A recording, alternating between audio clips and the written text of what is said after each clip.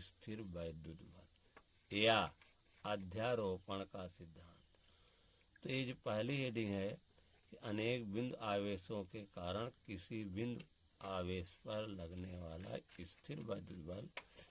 इसको अध्यारोपण का सिद्धांत भी कहते हैं। यदि कोई निकाय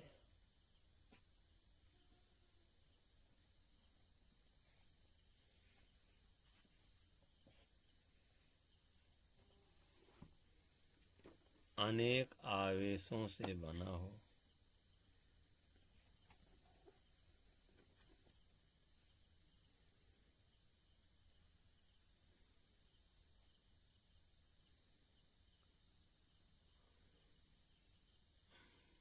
या इसको ऐसे भी कह सकते हैं कि यदि किसी निकाय में अनेक आवेश हों,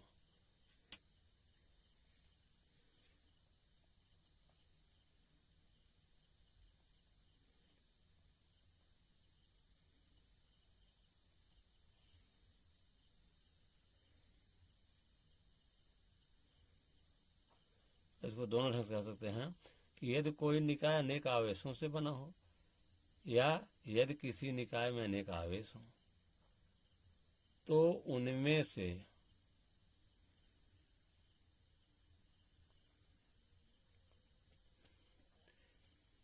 किसी एक आवेश पर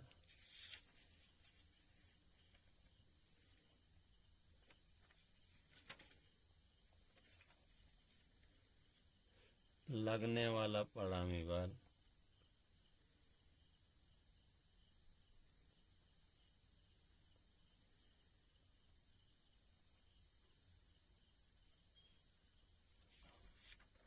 अन्य आवेशों द्वारा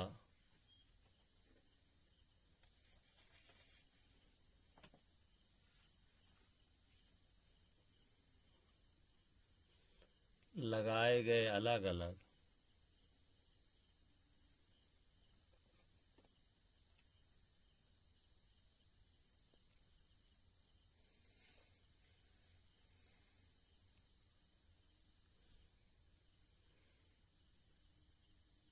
बलों के सदिश योग के बराबर होता है।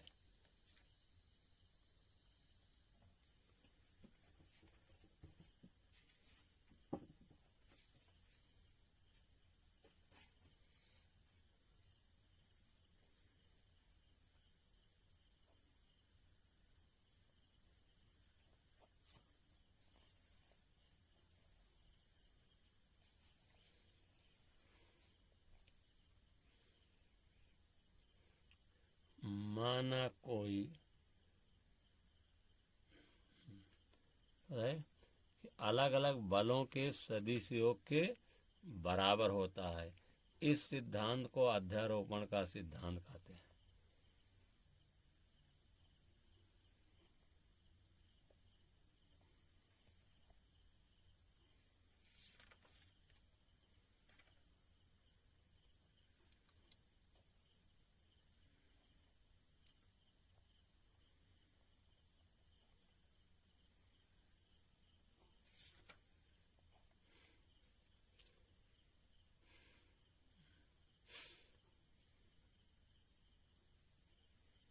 हाँ, देखिए फिगर, मान लीजिए ओ मूल बिंदु है, ओ मूल बिंदु है, यहाँ पर Q1 आवेश है, Q1 आवेश है यहाँ पर, और यहाँ पर Q2 आवेश है, यहाँ पर Q3 आवेश है, यहाँ पर Q1 आवेश है। मान लीजिए कोई निकाय है, ओ क्या है आपका मूल बिंदु है, Q2 आवेश, Q1 आवेश, Q3 आवेश, Q1, इस तरह से n आवेशों से मिलकर बना है, या उसपे n आवेश हैं। कोई निकाय है, वो क्या है, वो अनेक आवेशों से बना हो या इस निकाय पर अनेक आवेश हो तो किसी एक आवेश पर लगने वाला परिणामी बल, एक जो Q1 पर लगने वाला परिणामी बल Q2 के कारण, Qn के कारण, Q3 के कारण, या इसमें 3 के बाद और भी हो सकता है, Q लगने वाला परिणामी बल, इन बलों के अलग अलग इन आवेशों के द्वारा जो इस पर बल लगाया जाएगा अलग अलग बलों के सदिश योग के बराबर होगा। इसका आधा सदिश योग, इसका अलग सदिश योग, इसका अलग सदिश योग, वो बल निकालेंगे वो उसके बराबर होगा। तो यहाँ मिला देते हैं Q1 के सापेक्ष Q2 के कारण जब बल लगाया रहा है, Q2 के द्वारा Q1 पर बल लगा रहा है, तो इस दिशा में Q1 से Q2 के कारण 1 पर जो सदिश बन रहा है, Q2 के द्वारा Q1 पर,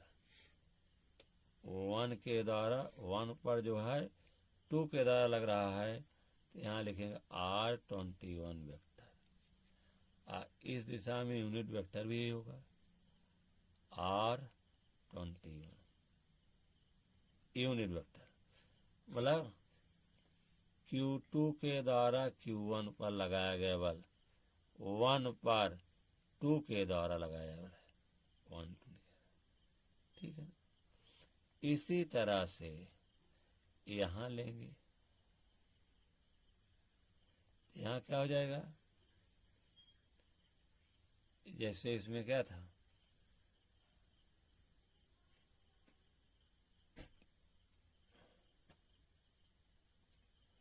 वन पर जो है 2 के द्वारा लग रहा है, यहाँ क्या लग रहा है 1 पर n के द्वारा R वेक्टर, 1 पर n के द्वारा ये वेक्टर है। इस दिशा में यूनिट वेक्टर क्या होगा 1 से n पर, नहीं n 1 पर n के द्वारा लग रहा है, ये हुआ। इसी तरह से यहाँ होगा क्या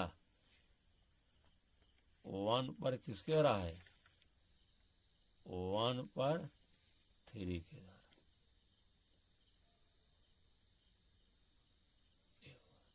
और यूनिट वेक्टर ऐसे होगा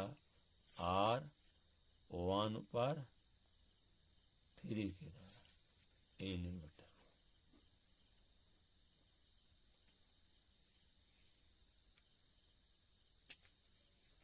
यहाँ मिला दी इसको, देखिए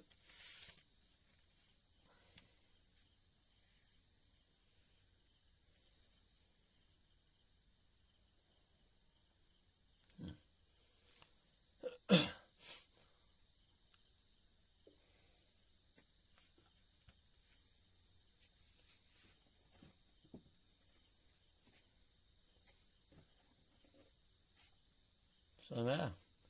यहाँ पर Q1 के सापेक्ष निकाला जा रहा है, तो Q1 पर यहाँ जो बल निकाला जाएगा, मतलब Q1 के कारण, Q3 के कारण, Q2 के कारण Q1 पर हम बल निकालेंगे, मतलब 1 पर। तो इस दिशा में क्या होगा 2 से 1 की ओर, 2 से 1 की ओर सदिश, n से 1 की ओर सदिश, 3 से 1 की ओर सदिश, इस तरह से। तो बल क्या होगा, ये बल आपका इधर होगा, इसकी दिशा, क्योंकि 3 के कारण 1 पर बल, 3 के कारण आवेश Q1 पर बल, और 2 के कारण 1 पर बल। फिर इधर दिशा क्या होगी, n के कारण 1 पर बल Q1 है, 1 के कारण n के कारण या n के द्वारा 1 पर बल, n यहाँ रहेगा 1 यहाँ रहेगा, ठीक है ना, ये वेक्टर। मान लेंगे कि माना कोई निकाय n आवेशों से, माना कोई निकाय n आवेशों Q1 Q2 Q3 Qn से मिलकर बना है, से मिलकर बना है, तथा Q1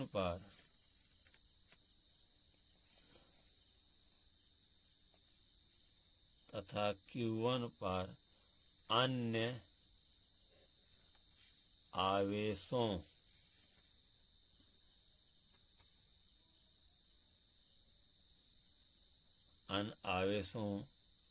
Q1 Q2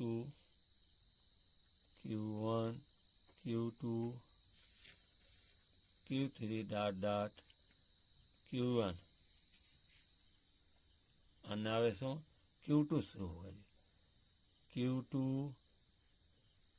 Q3 न Q4 Q1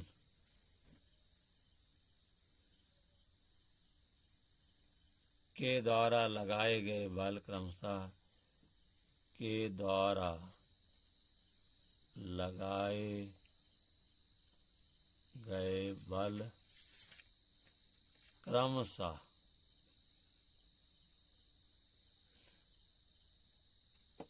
2 से 1 पर बल लग रहा है, 3 से 1 पर बल लग रहा है, so on n से 1 पर बल लग रहा है।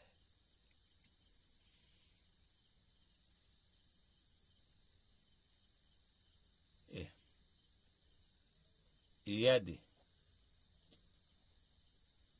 आवेश Q1 के सापेक्ष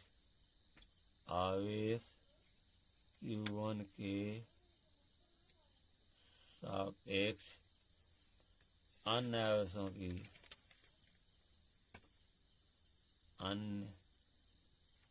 आवेशों की स्थित सदिश क्रमशः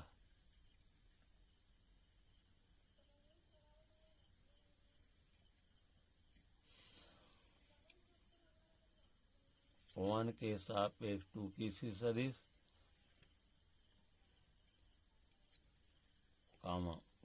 3 के सापेक्ष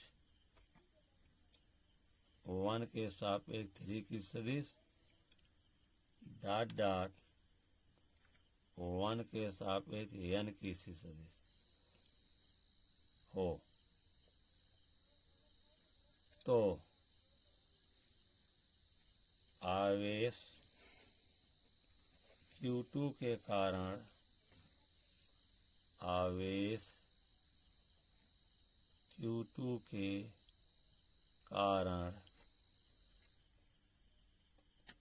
Q1 पर वैद्युत बल,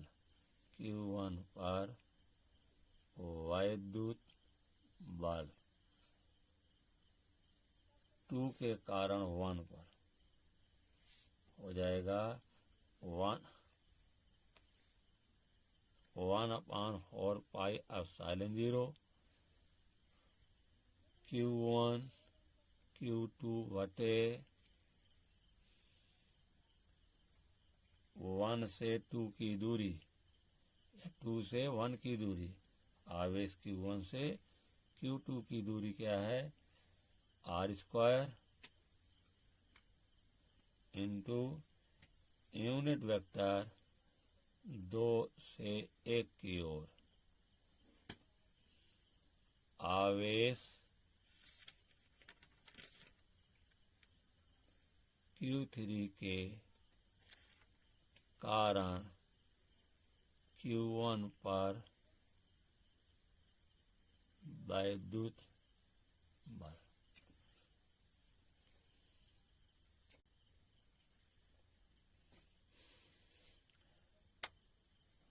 आवेश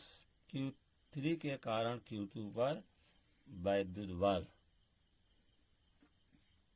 3 आवेश Q3 के कारण Q1 पर वैद्युत बल बराबर 1/4 पाई एप्सिलॉन 0 Q1 Q3 बटे R 1 से 3 आवेश की Q1 से Q3 आवेश की दूरी का वर्ग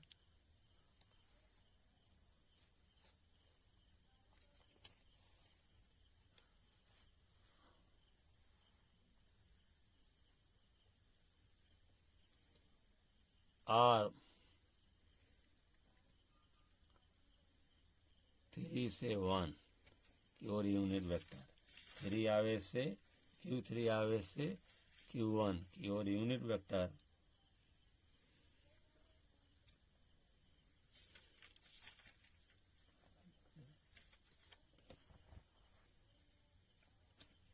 आवेश Q1 के कारण आवेश Q1 के कारण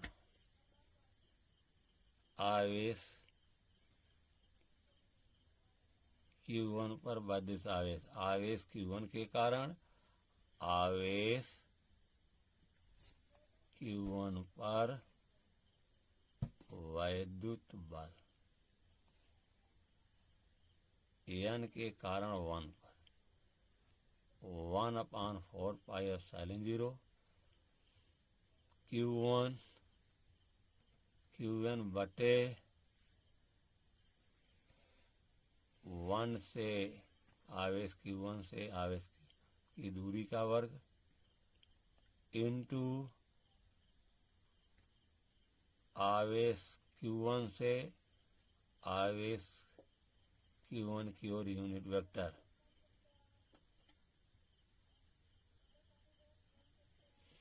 अध्यारोपण के सिद्धांत से अध्यारोपण के सिद्धांत से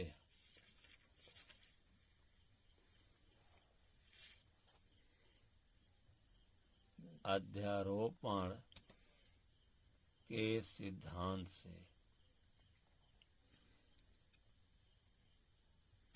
से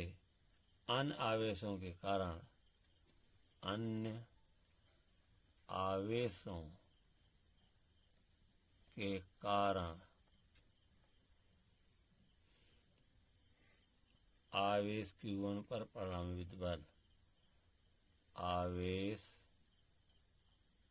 Q1 पर परिणामी विद्युत बल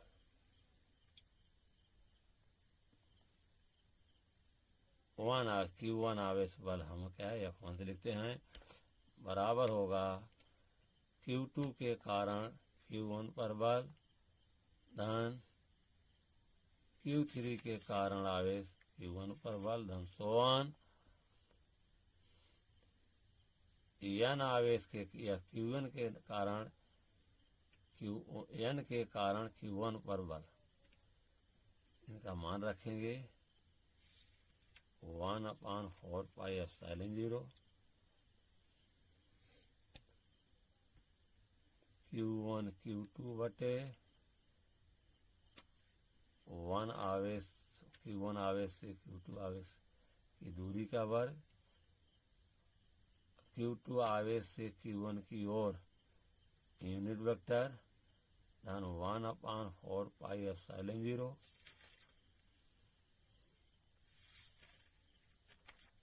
Q1 Q3 बटे आवेश 1 से आवेश 3 के बीच की दूरी Q1 आवेश से Q3 आवेश की दूरी फिर Q3 आवेश से Q1 आवेश की ओर यूनिट वेक्टर धन सोन plus 1/4 pi epsilon 0 Q1 Qn बटे Q1 आवेश से Q1 आवेश के बीच की दूरी पर Q1 आवेश से Qn आवेश से Q1 आवेश की ओर यूनिट वेक्टर इसमें कॉमन दिखाई क्या पड़ रहा है इसको हम या F1 वेक्टर लिख सकते हैं या F2 F1 वेक्टर यहाँ भी लिखेंगे। हो जाए क्या कॉमन दिखाई पड़ा है 1/4 पाई एप्सिलॉन 0। अंदर बचेगा कितना Q1 Q2 बटे Q1 आवेश से Q2 आवेश की दूरी, Q2 आवेश से Q1 आवेश की यूनिट वेक्टर धन Q1 Q3 बटे आवेश 1 से आवेश Q1 से आवेश Q3 के बीच की दूरी, फिर Q3 आवेश से Q1 आवेश की ओर यूनिट वेक्टर प्लस 1 इस तरह से Q1 Qn बटे आवेश Q1 आवेश से Qn आवेश की बीच दूरी पर इंटू Q1 आवेश से Q1 आवेश की यूनिट वेक्टर। ये रहा आपका सूत्र का निगमन। इसी प्रकार से किसी भी अन्य आवेश शेष आवेशों के कारण लगने वाले बल को यह विधि अपनाई जाएगी। किसी भी अन्य आवेश पर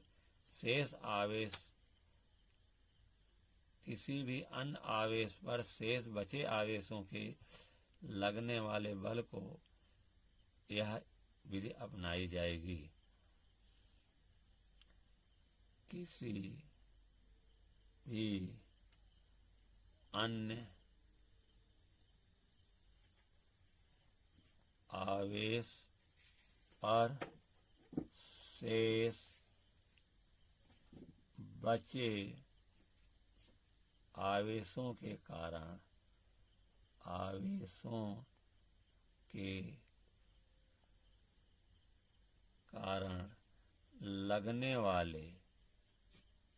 लगने वाले बल को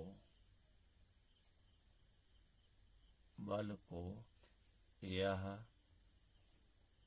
विधि अपनाई।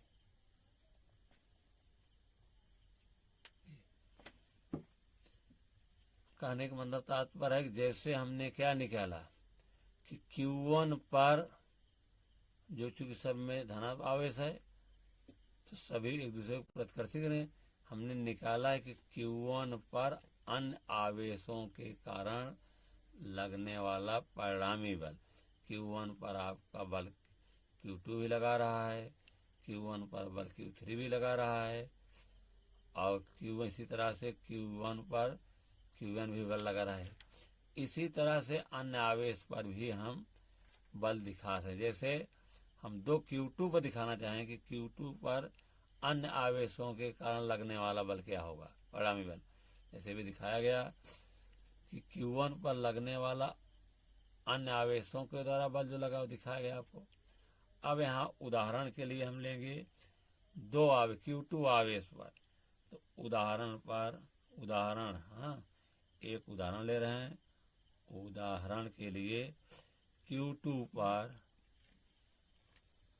अन्य आवेशों के कारण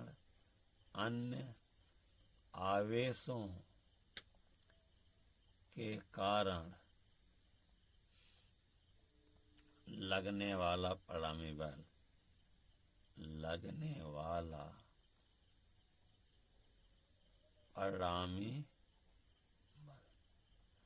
हम Q2 में निकाल रहे हैं तो यहाँ लिखेंगे F2 लिखेंगे।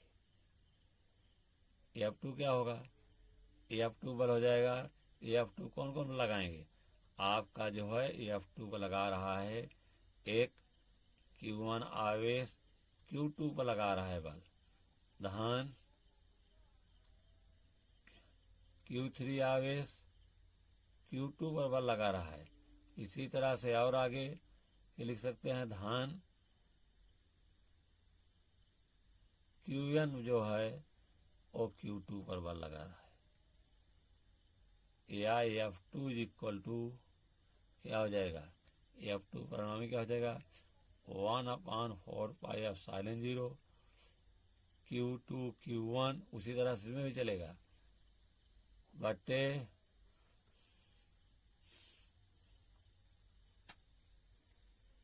1 से 2 की दूरी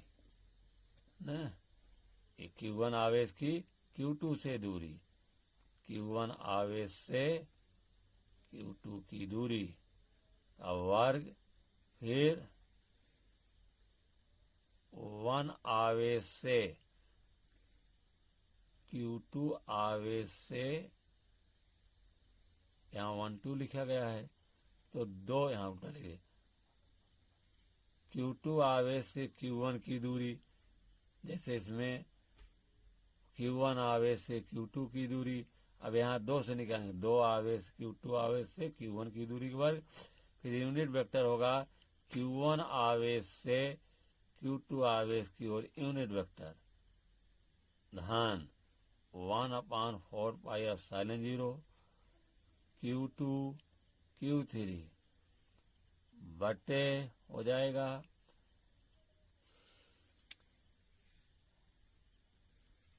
Q2 आवेश से Q3 की दूरी यूनिट वेक्टर क्या होगा Q3 आवेश से Q2 की ओर यूनिट वेक्टर प्लस 1/4π यहाँ डॉट डॉट होगा जी 100 के बाद हम लिखेंगे कि 1/4πε0 Q2 Qn Q2 आवेश से Q1 आवेश के बीच की दूरी Q2 आवेश से Qn इंटू होगा Qn आवेश से Q2 आवेश की ओर यूनिट वेक्टर इसमें कॉमन या F2 इक्वल टू हो जाएगा 1/4πε0 कॉमन हो जाएगा यहाँ बचेगा क्या Q2 Q1 बटे Q2 आवेश से Q1 आवेश की दूरी इंटू Q1 आवेश से Q2 आवेश की unit vector plus Q2 Q3 बटे Q2 आवेश से Q3 के बीच की दूरी इंटू Q1 आवेश Q3 आवेश से Q2 आवेश की ओर यूनिट वेक्टर प्लस 1 यहाँ हो जाएगा Q2 Qn बटे Q2 आवेश से Q1 आवेश के बीच की दूरी का वर्ग इंटू Q1 आवेश से Q2 की ओर यूनिट वेक्टर ये रहा आपका सूत्र नियमन। ऐसे हम 3 के लिए भी निकाल सकते हैं किसके लिए 3 के लिए भी निकाला जा सकता है जैसे यहाँ 3 लिखेंगे यहाँ 3 होगा तो यहाँ क्या आएगा यहाँ आएगा 3 यहाँ आएगा 1 यहाँ क्या होगा 3 1 यहाँ क्या हो जाएगा 1 आवेश से 1 Q1 आवेश से Q3 आवेश की ओर यूनिट वेक्टर यहाँ क्या होगा यहाँ हो जाएगा 3 के लिए निकाल रहे हैं तो यहाँ लिखेंगे 3 आवेश से 2 आवेश के बीच दूरी Q3 यहाँ हो जाएगा Q2 यहाँ हो जाएगा 3 आवेश से 2 आवेश से 3 आवेश की ओर यूनिट वेक्टर 2 आवेश से 3 आवेश की यूनिट वेक्टर धन यहाँ होगा Q3 Qn बटे 3 आवेश से n आवेश की ओर की दूरी यहाँ होगा